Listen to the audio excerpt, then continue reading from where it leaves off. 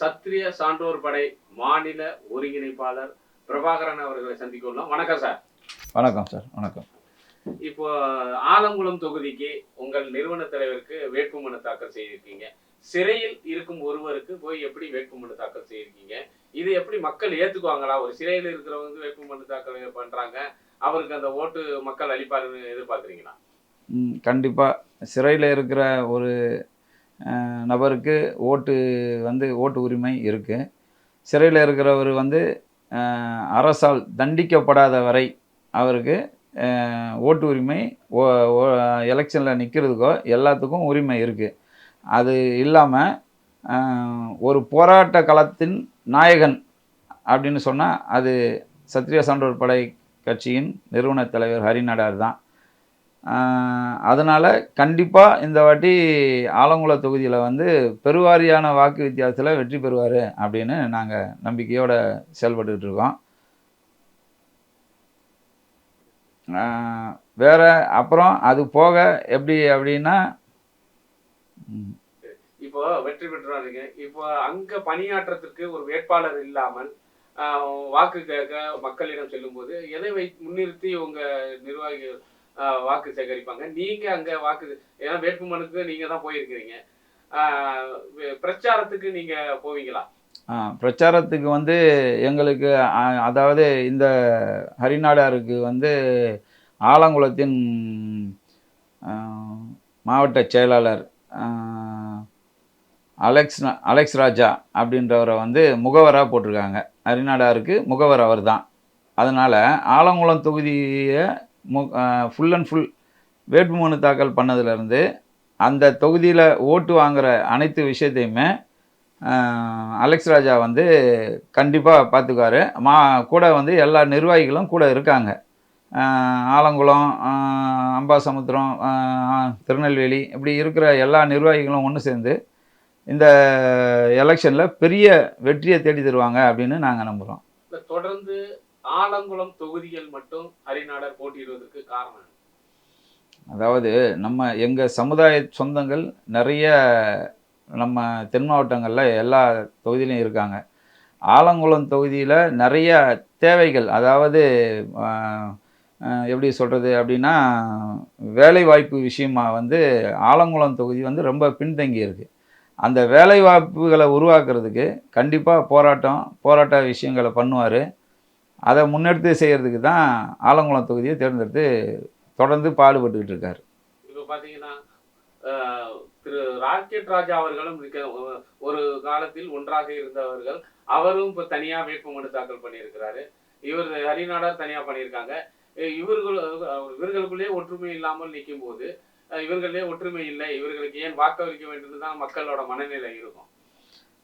அது அப்படி இருக்கிறதுக்கு வாய்ப்பு அதிகமாக கிடையாது. என்ன அப்படின்னா, ராக்கெட் ராஜா அண்ணனும் நிற்கிறாங்க, ஹரிநாடாரும் நிற்கிறாங்க. ரெண்டு பேருமே சமுதாய போராளி தான். இதில் இவர் குறைச்சி அவர் குறைச்சலாம் கிடையாது. ஆனால் என்ன அப்படின்னா, சமூக விஷயமா பொது வெளியில் பேசி ஒரு பிரச்சனையை அதை பெருசாக்கி அதை சரி பண்ணணும் அப்படின்னு நினைக்கிறதுல ஹரிநாடார் கூட கொஞ்சம் முக்கியத்துவம் வாய்ந்தவர். ரெண்டாவது, எந்த ஒரு விஷயமா இருந்தாலும் அதை துணிஞ்சு எதிர்த்து போராடி அதை கேட்கறதுக்கான பாடுபடுவார். அதனால் கண்டிப்பாக ஹரிநாடாருக்கு வாய்ப்பு அதிகமாக இருக்கும் அப்படின்னு நான் சொல்கிறேன். இப்போ தேர்தல் இந்த பிரச்சாரத்துக்கு ஏதாவது வெளியில் நிறுவன தலைவர் வெளியில் வருவதற்கான வாய்ப்புகள் எதுவாவது இருக்கா? 90% கம்மி தான். ஒரு 10% முயற்சி செஞ்சுக்கிட்டு தான் இருக்கிறாரு. கண்டிப்பாக பிரச்சாரத்தின் கடைசி ஒரு 3 நாளாவது அவர் கண்டிப்பாக பிரச்சாரத்துக்கு வர்றதுக்கு அதிக வாய்ப்பு இருக்குது. இப்போ 2 நாடார் சமூகத்தை சேர்ந்தவர் நிற்கிறோம், அனைத்து பேருமே நாடார் சமூகத்தின் வேட்பாளர்களாக இருக்கும் பொழுது இவர்கள் 2 பேரும் யாரு ஓட்டை பிரிப்பார்கள்? யாருக்கு அது பெரும் பாதிப்பை ஏற்படுத்தும்? இது முழுக்க திமுகவுக்கு பெரிய இழப்பாக இருக்கும். எதனால் அப்படின்னு சொன்னீங்கன்னா, முக்தார் அப்படின்ற ஒரே ஒரு ஓட்டுக்காக, முக்தார்ன்ற ஒரு ஓட்டு, அந்த ஒரு ஓட்டுக்காக மொத்த நாடார் சமுதாயத்தோட, அதாவது தமிழ்நாட்டில் உள்ள அனைத்து நாடார் சமுதாய ஓட்டுகளையுமே அவங்க இழந்துட்டாங்க இந்த வாட்டி திமுக. அது ஆலங்குளம் தொகுதியை மட்டும் இல்லை, தென் மாவட்டத்தில் இருக்கிற தென் மாவட்டத்தில் இருக்க எல்லா தொகுதியுமே அவங்க இதனால் கண்டிப்பாக இழக்கிறதுக்கு பெரிய வாய்ப்பு இருக்குது. அதனால் இந்த இந்த இழப்பு வந்து அவங்க எப்படி சரி பண்ணுவாங்கன்னு தெரியாது. இப்போ தென் மாவட்டம் ஃபுல்லா நாடார் சமூகம் அதிகம் இருக்கிற தொகுதிகளில் திமுகவுக்கான வெற்றி வாய்ப்பு கம்மி தான் சொல்றீங்க. 100% பெருந்தலைவரை நேசிக்கிற அனைத்து சமுதாய சொந்தங்களும் இந்த வெற்றி வாய்ப்பை அவங்களுக்கு வழங்க மாட்டாங்க. அது போக என்ன அப்படின்னா, எங்கள் சமுதாயத்தை சேர்ந்தவங்க மட்டும் கிடையாது, பெருந்தலைவரை நேசிக்கிற அனைத்து சமுதாய சொந்தங்களும் இருக்காங்க. எல்லாருமே பெருந்தலைவர் இல்லை அப்படின்னா அந்தந்த சமுதாயமே வெளியவே இல்லை. எல்லாரும் அவங்களோட ஒரு கட்ட அமைப்புக்குள்ளேயே இருந்திருப்பாங்க. அவங்களெல்லாம் வெளியே கொண்டு வந்தது எங்கள் பெருந்தலைவர் காமராஜர் ஐயா. அவர் பொதுவானவர், ஏன்னா அவர் ஒரு சமூகத்துக்கானவர் இல்லை, அவர் அனைத்து சமூகத்தினருக்காக போற்றப்படுவார். அப்போ அனைத்து சமூகமும் அதுக்கு உறுதுணையாக இருக்குன்னு நினைக்கிறீங்க? கண்டிப்பாக.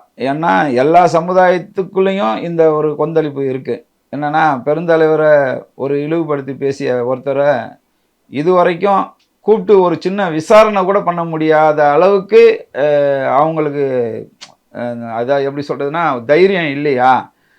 ஒரு ஒரு ஒரு யூடியூப் நடத்துகிற சேனல் நடத்துகிற ஒருத்தர் ஒரு பெருந்தலைவரை பற்றி ரொம்ப அவதூறாக பேசுகிறாரு. அவர் கட்டிய அணைகளில் ஓட்டை இருக்குது, அவர் இருந்த காலத்தில் தான் கலப்படம் நடந்துச்சு, இப்படி கள்ள நோட்டு அடித்தாங்க அப்படின்லாம்.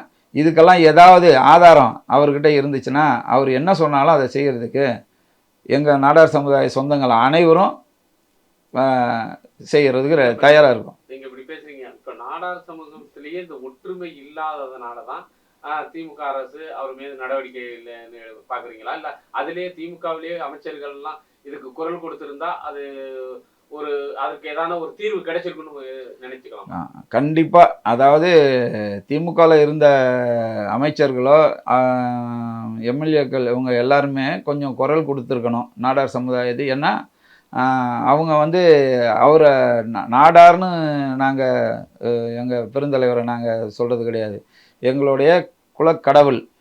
அவரை வந்து அவங்க தவறாக பேசும்போது அவங்களே அதை சொல்லியிருக்கணும். ரெண்டாவது, நாடாருக்குள்ளே ஒற்றுமை இல்லைன்னா நீங்கள் சொல்லவே சொல்லாதீங்க. எல்லா வகையிலையுமே ஒற்றுமையானவருங்க நாடாருங்க.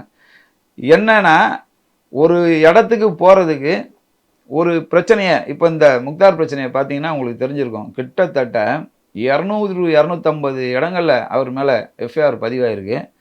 கிட்டத்தட்ட ஒரு 70-80 ஆர்ப்பாட்டங்கள் நடந்திருக்கு. எல்லாருமே ஆர்ப்பாட்டம் பண்ணாங்க, எல்லாருமே இதை பெரிய விஷயமா கொண்டு போனாங்க. ஆனால் கூட இந்த திமுக அரசு வந்து அதை பெருசாக வெளியே செய்யாமல் இந்த முக்தாரை வந்து கைது நடவடிக்கையோ இல்லை ஒரு விசாரணை கூட செய்யலை.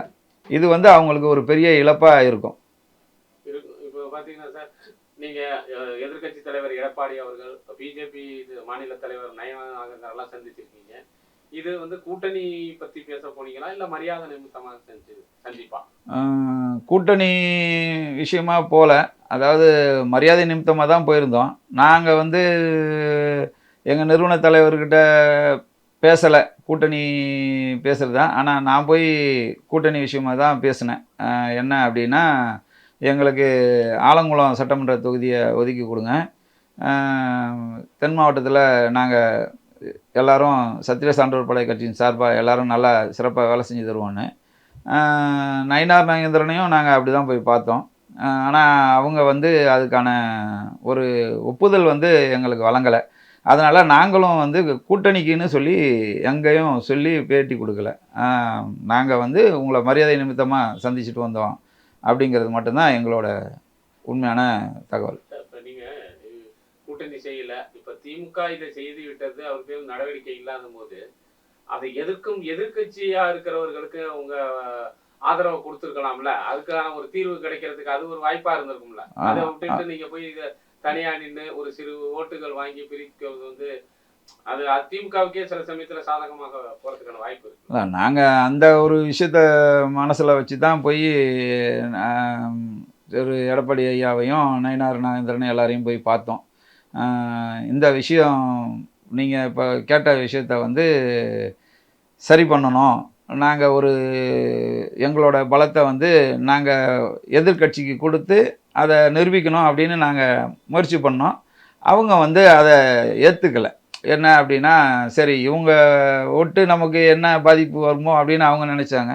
ரெண்டாவது வேறு வழி இல்லை. கடைசிக்கும் வேட்புமனு தாக்கல் பண்ணுறது வரைக்கும் முயற்சி பண்ணி பார்த்தோம்.